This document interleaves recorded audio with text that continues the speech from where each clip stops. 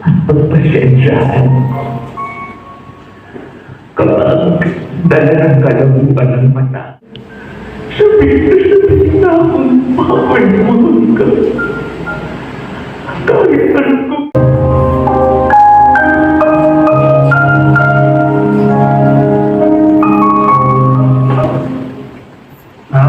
Meron lang kaming tatanong ha.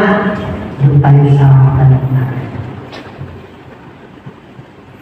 Isa-isa mo, tama mo ni Nana kung kaya mo ito. Sinong gumawa ng sulat? Ito, ay kailan naman ito na pangalan mo.